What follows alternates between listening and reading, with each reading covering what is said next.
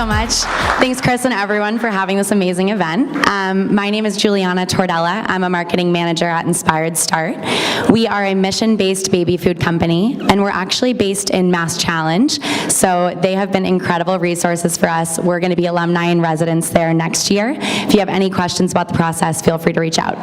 With that being said, there's a pretty good chance that a lot of you here in the audience tonight either have a food allergy yourself, or at the very least you know someone with a food allergy. If it seems like food allergies are on the rise, they definitely are. In fact, recent numbers say that in the last 10 years, there's been about a 300% increase in food allergy prevalence in the United States alone. So that means today, 1 in 13 children will have a food allergy. That's about 2 kids in the standard classroom. And that's a really huge, scary number when you think about that means that 1 in 13 kids are carrying around an EpiPen. 1 in 13 parents have to worry about what their child could be being exposed to at school, at play, and outside of the home. And the thing is that this is actually a kind of new challenge.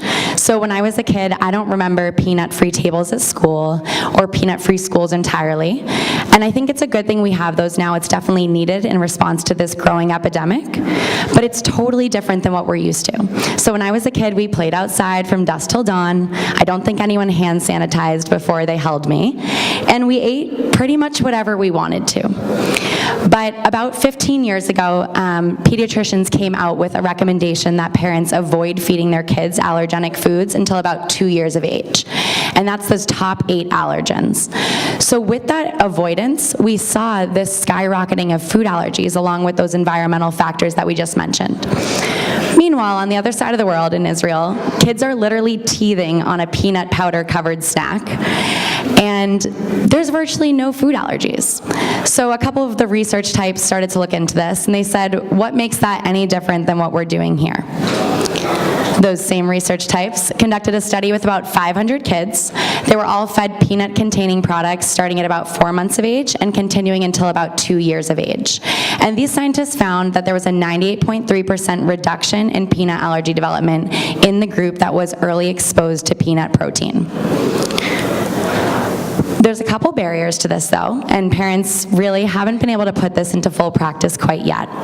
So with early introduction, the thing about it is it's new. Pediatricians aren't used to recommending that parents should actually be feeding their kids these foods that we once thought of as so scary. So there's a barrier between what pediatricians are telling parents and what they're actually able to do. Furthermore, preparing allergens is difficult. It's easy enough to mash up some bananas and avocado, but when you have to puree shrimp or nuts or shellfish, and you have to do that over time consistently, it gets a little bit tougher. And finally, there's no simple solution on the market right now. So we've developed tons of different solutions to make life easier for parents. We've developed wireless baby monitors, and you can now watch your kid literally from your bed. But we haven't developed anything to help with this really simple practice of early allergen introduction. Until now, this is the until now moment. So Inspired Start is a flexible, simple system for early allergen introduction. We introduced the top 8 allergens with really delicious organic baby food pouches. They're non-GMO, no sugar added, and they're actually really yummy. If you haven't had a chance to test one out yet, you should take a bite. They're at the back of the room there. They're also a really good high-protein snack for picky eaters just by virtue of what we are, which is an organic fruit puree mixed with 1 allergen. We have some of the highest protein content that any baby food has. So we launched in November. We're on Amazon Prime, which is obviously the best place in the world, as well as Crosby's Marketplace and Westside Markets in New York City. We're also available on our own website, which I would love to offer you this code for $5 off plus free shipping, and we're looking forward to our national retail launch in mid-2018. Thank you guys so much, and I'd be happy to take any questions. Thank you. Oh, good. I'll start with you. Can you talk about how and where the product is made and just scale that up? Yeah, absolutely. So the question's about where our product's made and how we're planning to scale up, and that's exactly the problem that we're facing right now. It's a good problem to have, but we actually sold out of our entire inventory much faster than we had expected to. So our team, and Josh from our team is in the back there, flew out to Wisconsin 2 weeks ago to produce our foods in an SQF Level 3 certified facility, which is the highest level of food manufacturing certifiableness. I'm not the ops person, clearly. But basically, they're made in Wisconsin. They're all made on separate lines to ensure there's no cross-contamination between the different pouches. And they're made with the organic and non-GMO ingredients. In terms of scalability, that's the challenge that we're facing right now. With looking at retail locations that have 2,500 doors plus, it's really hard to keep product actually on the shelf there. So I'm not sure how we're dealing with scalability yet. That's what we're coming up against right now. Yeah?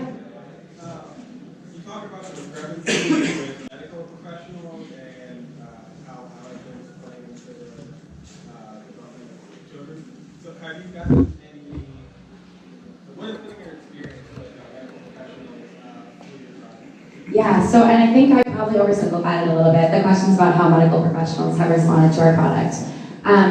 Now that this new research is out there, there's really high acceptance for the practice of early allergen introduction. The barrier is that while you can say, like, if you don't want your kid to have chickenpox, here's the chickenpox vaccine, there's nothing that pediatricians can recommend to their patients to help with early allergen introduction. So now this is a tool to help do that.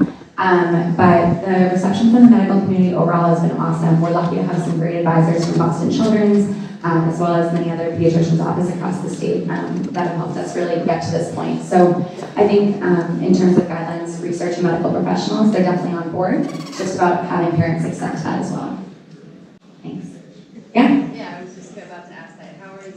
Are you going to be involved in that process of re-educating parents?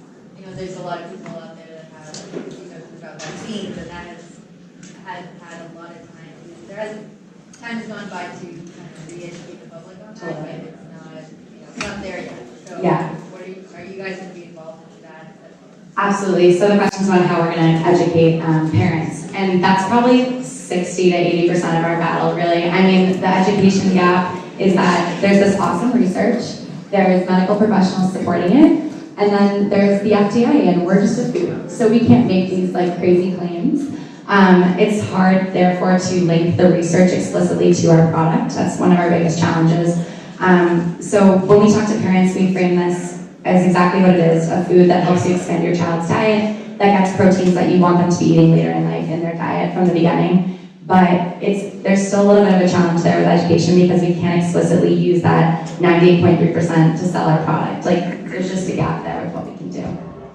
Yeah? Sounds like a really great idea to use allergens early. I wonder why it's a food idea and not an information idea.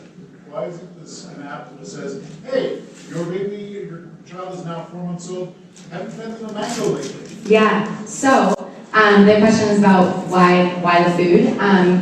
Mango is one thing to feed your kid, right? Because it's like a fruit you can mash up. But when it comes to peanuts, which you actually can't feed your child at 4 to 6 months old, shellfish, all that stuff, it gets harder. And just logistically, we have mango pouches that parents definitely purchase. It's easier to just buy a pouch and do it, especially when you know that the ingredients in that pouch are just like what you would do at home. It just saves you the time and the hassle. So it's truly like a convenience angle. I mean, that's what it is. But parents are looking for convenient solutions to get done what they want to do. Yeah? Yeah? Oh, airplane sizes, no. We're going to keep the allergens off the airplanes and off school. Thank you. Yeah? I'm a little curious about the insurance or risk associated with this because it feels like a dangerous thing to give kids peanuts and you're selling them peanuts. So yeah. How do you manage that? Yeah, so the question is around how we manage risk and kind of, I think, how we communicate that this is something that's okay to be doing. There's obviously so much fear around allergens, especially when we see stuff on the news about anaphylaxis and everything that's happening around us.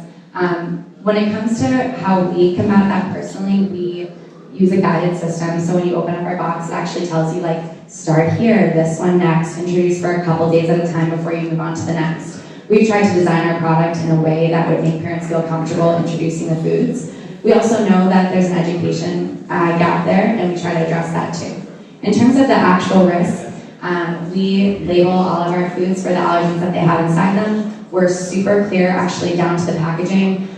It was designed so that the allergen would have just as much prominence as the fruit. It was designed to be a totally different looking product on the shelf so that no parent could just run by and grab an allergenic pouch by accident. Our pouches are only sold in a box so that you don't have that whole like just grabbing something off the shelf feeling. So there's some intention behind the design there that we worked with, but yeah, it's kind of just, yeah, thank you so much, guys.